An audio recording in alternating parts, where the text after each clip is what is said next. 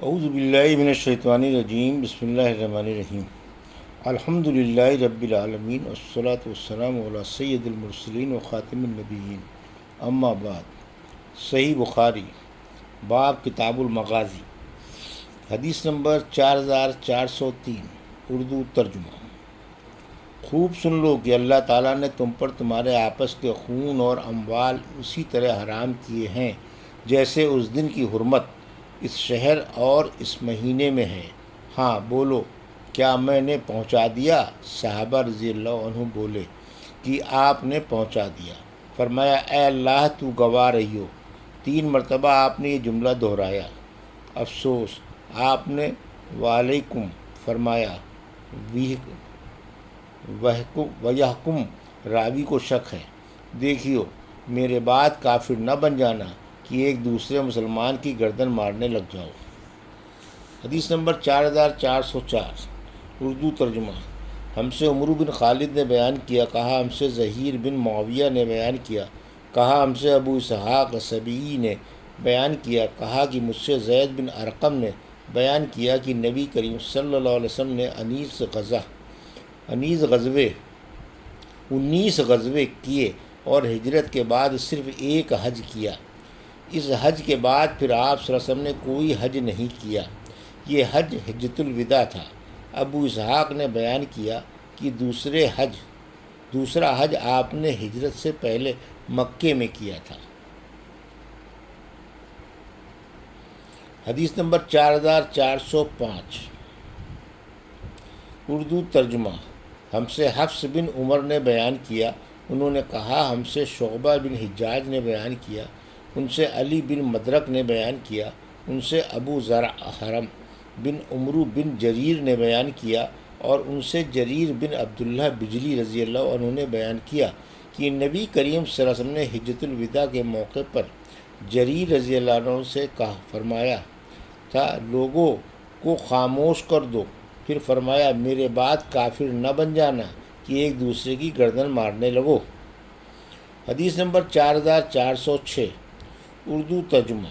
مجھ سے محمد بن مسنہ نے بیان کیا، کہا ہم سے عبد الوہاب ثقفی نے بیان کیا، کہا ہم سے ایوب سختیانی نے بیان کیا، ان سے محمد بن سیرین نے، ان سے عبد الرحمن بن ابی بکرہ نے، اور ان سے ابو بکرہ نے کہ نبی کریم صلی اللہ علیہ وسلم نے فرمایا، زمانہ اپنی اصل حالت پر گھوم کر آ گیا ہے اس دن کی طرف جب اللہ نے زمین و آسمان کو پیدا کیا تھا۔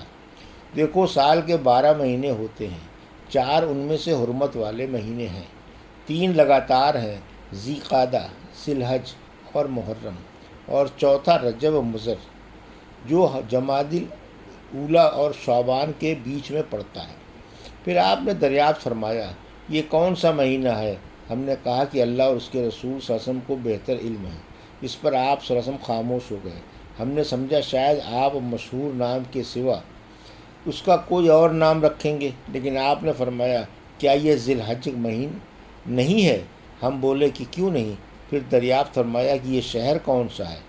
ہم بولے، اللہ اور اس کے رسول صلی اللہ علیہ وسلم کو بہتر علم ہے۔ آپ صلی اللہ علیہ وسلم پھر خاموش ہو گئے۔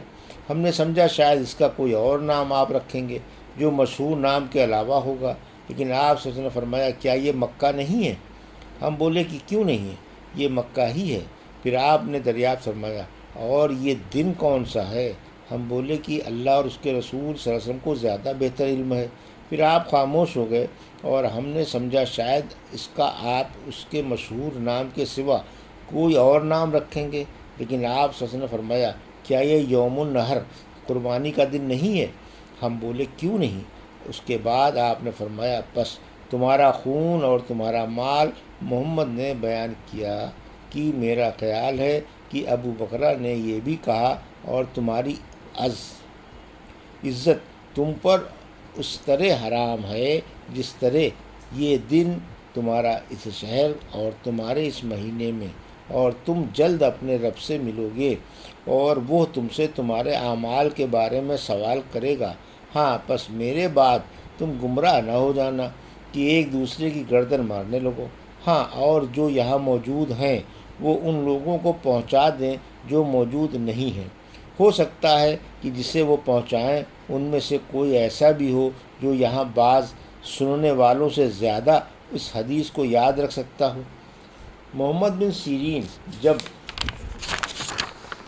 اس حدیث کا ذکر کرتے تو فرماتے محمد صلی اللہ علیہ وسلم نے سچ فرمایا۔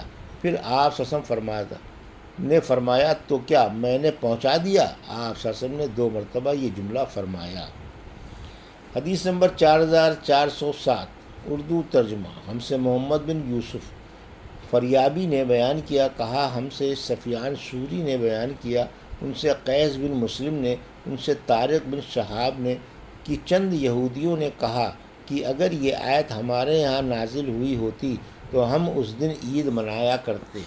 حضرت عمر رضی اللہ عنہ نے فرمایا کون سی آیت؟ انہوں نے کہا الیوم اکملت لکم دینکم واتممت علیکم نعمتی، آج میں نے تم پر اپنے دین کو کامل کیا اور اپنی نعمت تم پر پوری کر دی۔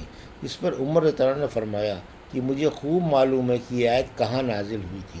جب یہ آیت نازل ہوئی تو رسول اللہ صلی اللہ علیہ وسلم میدان عرفات میں کھڑے ہوئے تھے، یعنی حجۃ الوداع میں۔ حدیث نمبر 4408 اردو ترجمہ۔ ہم سے عبداللہ بن مسلمہ قانبی نے بیان کیا، ان سے امام مالک نے بیان کیا، ان سے ابو الاسود محمد بن عبد الرحمن بن نوفل نے، ان سے عروہ بن زبیر نے بیان کیا، اور ان سے ام المومنین حضرت عائشہ صدیقہ رضی اللہ عنہا نے بیان کیا کہ ہم جب رسول اللہ صلی اللہ علیہ وسلم کے ساتھ حج کے لیے نکلے تو کچھ لوگ ہم میں سے عمرے کا احرام باندھے ہوئے تھے، کچھ حج کا اور کچھ عمرہ اور حج دونوں کا۔ آن رسول اللہ علیہ وسلم نے بھی حج کا احرام باندھا تھا۔ جو لوگ حج کا احرام باندھے ہوئے تھے، کیا جنہوں نے حج اور عمرہ دونوں کا احرام باندھا تھا، وہ قربانی کے دن حلال ہوئے تھے۔ ہم سے عبداللہ بن یوسف تنیسی نے بیان کیا، کہا ہم کو امام مالک نے خبر دی، پھر یہی حدیث بیان کی۔ اس میں یوں ہے کہ رسول اللہ صلی اللہ علیہ وسلم کے ساتھ حجۃ الوداع کے لیے ہم نکلے۔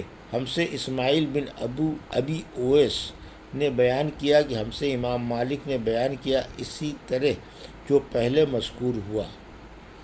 حدیث نمبر 4409 اردو ترجمہ۔